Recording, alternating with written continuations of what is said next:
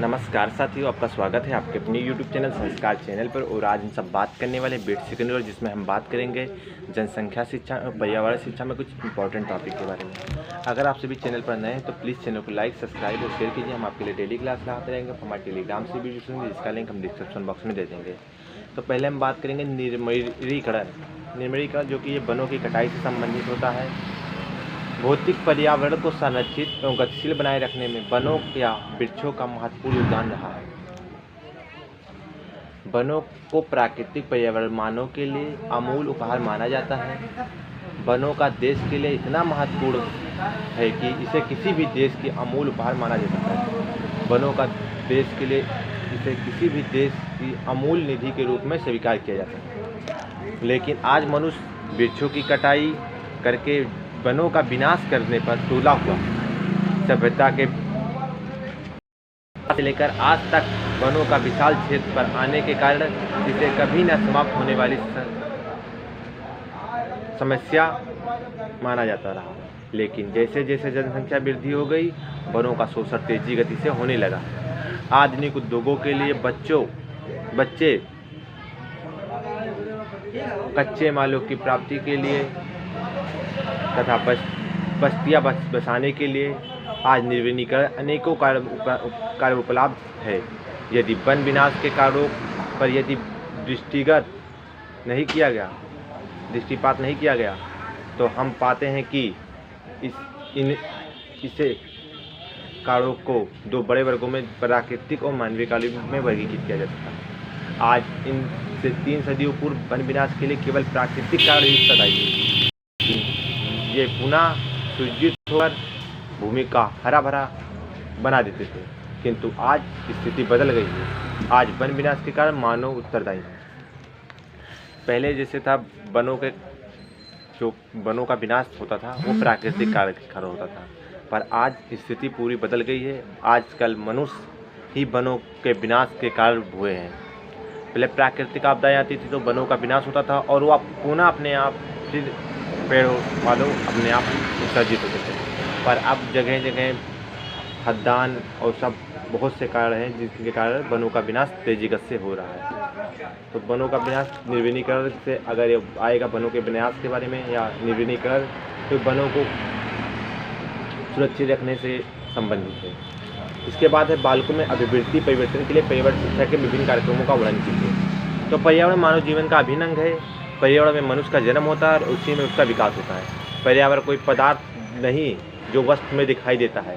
पर्यावरण तो अनेक घटकों का सम्मिलित उपयोग है।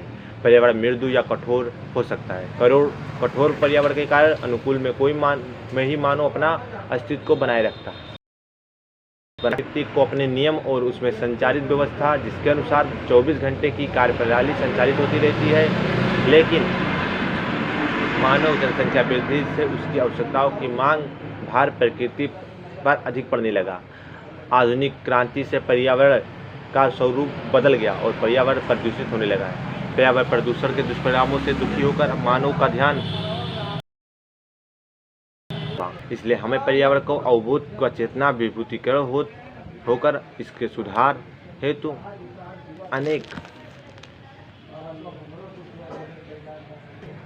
अनेक कार्यक्रम बनाए हैं और उनके योजना पर कार्य प्रारंभ किया है। लेकिन यह कार्य बिना जनसाधारण के सहयोग पूरा नहीं हो सकता। अतः हमें जन से चेतना करने की आंदोलन का सूत्रपात प्रारंभ किया। सुधार के लिए व्यक्तिगत और सामुदायिक स्तर पर आंदोलन बनाए गए।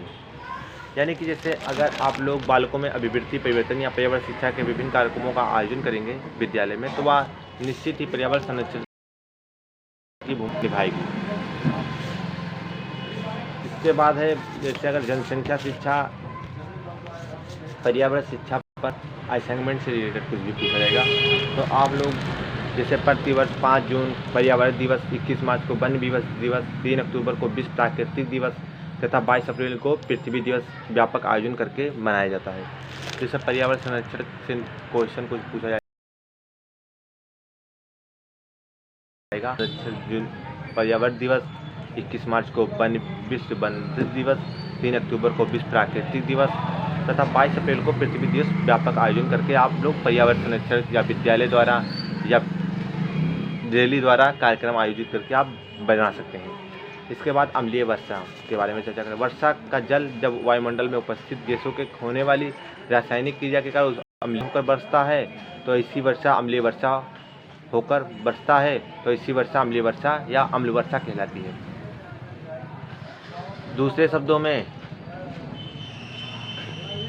विभिन्न उद्योगों के विविध उत्पादक प्रक्रियाओं से निकली हुई कार्बन डाइऑक्साइड, सल्फर डाइऑक्साइड तथा नाइट्रस ऑक्साइड गैसें जब निकलकर वायुमंडल में आती हैं तो वह जलवाष्प से मिलकर क्रमशः कार्बोनिक अम्ल, सल्फ्यूरिक अम्ल तथा नाइट्रिक अम्ल बनाते हैं।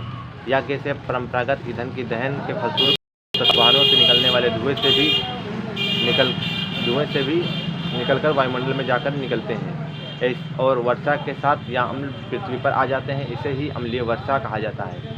अम्लीय वर्षा उस समय प्रकाश में आया जब 1972 में लंदन के मैनचेस्टर नगर के कुछ लोग वर्षा के पानी में भीग रहे थे। अम्लीय वर्षा उस समय प्रकाश में आया सन 1972 में लंदन के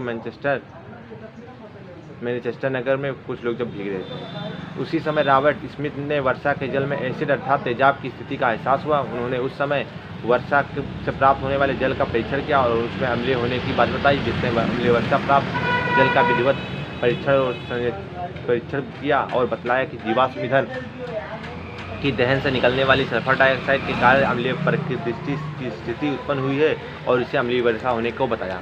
जैसे जब पानी बरसता है तो औद्योगिक जीवाश्मों को जो निकलता है गैस, वह जब वर्षा के जल के साथ मिश्रित होकर गिरता है तो वह सल्फ्यूरिक अम्ल बनकर गिरता है, तो वही अम्लीय वर्षा कहता है। इसका अनुभव जब 1972 में लंदन के मैनचेस्टर में रॉबर्ट स्मिथ ने, जब कुछ लोग भीग रहते हैं सहयोगी उनके, तब उन्होंने अनुभव किया और उस वर्षा जल का उन्होंने परीक्षण किया तो उन्होंने बता लाया कि जब जीवाश्म जो है उसी के द्वारा अम्ल वर्षा पानी के साथ मिलकर बनता है तो यही अम्ल वर्षा कहलाता है।